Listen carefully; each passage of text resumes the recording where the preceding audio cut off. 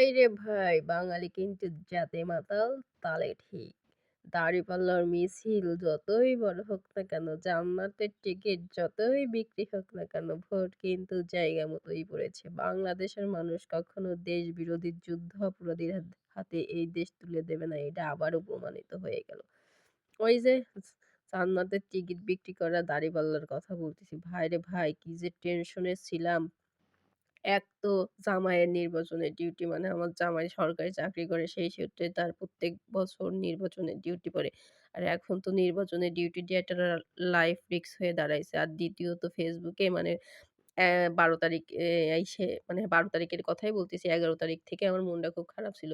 আর ফেসবুকে ঢুকে দেখতেছি দাঁড়িপাল্লার জয়যাত্রা। এখন মনে, মনে ভাবতেছি আল্লাহ পরিশেষে সেই দিয়ে শুরু, দিয়ে শেষ এই জ্ঞাতেই দেশ চলে গেল। এই দেশের তো ১২ টা বাইজে ১৩ টা ঢুইকে যাবে। পরে দেখছি না বাঙালি জাতে মাতাল তালে ঠিক। আর আসলে কি জানেন? স্বাধীনতার পরে এই ৫৪ বছর ধরে এই দলটা মানে বাংলাদেশটারে ধ্বংস করার জন্য খুব চেষ্টা আর ধ্বংস করার চেষ্টা কি আপনি ২৪ থেকে ২৬ পর্যন্ত দেখেন। ওই যে এনসিপি চ্যাংড়া-ব্যাংড়া এরা হলো জামাতের আরেকটা রূপ। ঠিক আছে? বাংলাদেশের ২ টেই বড় দল আছে। স্বাধীনতার আগে জন্ম হইছে আওয়ামী লীগের আর স্বাধীনতার পরে হচ্ছে বিএনপির। বাংলাদেশের মানুষ ২ টা দলেই মনের থেকে গ্রহণ করে। তাই কখনো আওয়ামী লীগ আসে, কখনো বিএনপি আসে। এবার যেহেতু আওয়ামী লীগ নৌকা প্রতীক নেই সেহেতু আওয়ামী লীগের ভোটগুলোও বিএনপিতে যাবে এটাই স্বাভাবিক। কিন্তু জামাতে কেউ ভোট দেবে না। এরা হচ্ছে স্বাধীনতা বিরোধী, দেশ বিরোধী। আর ৭১ এর চিত্র কি মানুষ ভুলে গেছে? তোরা যতই জান্নাতের টিকিট বিক্রি করিস তোদের কি আমরা কি ৭১ ভুলে গেছি? ৭১ ভুলিনি ২৪ থেকে ২৬ পর্যন্ত দেখেছি কি ধ্বংসলীলা চালাইছে। দেশের একটা প্রতিষ্ঠানও আস্ত রাখেনি। সব ভাইঙ্গে চুরে তছনছ করে মানে এই দেশটারে মনে হয় শেষ করে দিছে। ঠিক আছে? আবার ওরা এখন জিতার পরে এক ডায়ালগ মারতেছে যে এক দল ১৭ বছর খাইয়ে গেছে আরেক দল ১৭ বছর না খা।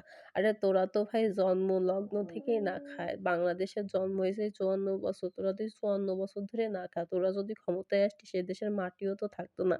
আর ওদের কাছে যদি ক্ষমতা যেত আল্লাহ বুঝছেন অনেক ভালো করিছে যে ওদের হাতে যদি ক্ষমতা যেত বা ঘরের থেকে মেয়েদের বেরোনো লাগতো না। কিছুদিন আগে ওকে যে সাদা দিছে না যে কর্মজীবী নারীরা প অমুক বৃত্তির সমান মানে বুঝতেই তো পারছেন যারা ফেসবুক চালান কি বলতে চাইছে।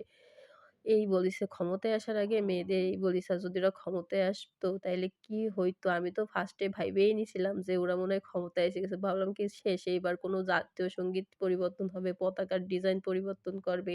কোনো ২১শে ফেব্রুয়ারি থাকবে না, কোনো ১৬ই ডিসেম্বর থাকবে না।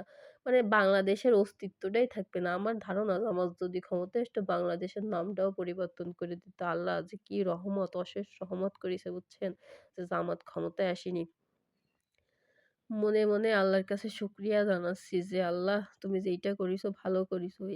এগিয়াতে দেশ চলে গেলেই দেশের মানুষ তো শান্তিতে থাকতই না। আর সবচেয়ে নির্যাতিত হতো দেশের মহিলারা। আর এরা তো মুক্তিযোদ্ধাদের সহ্যই করতে পারে না।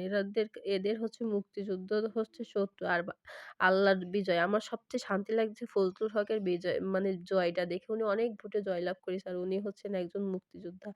তো যখন কোনো মুক্তিযোদ্ধার হাতে দেশ যায় তখন মনের ভিতর আলাদা একটা শান্তি কাজ করে।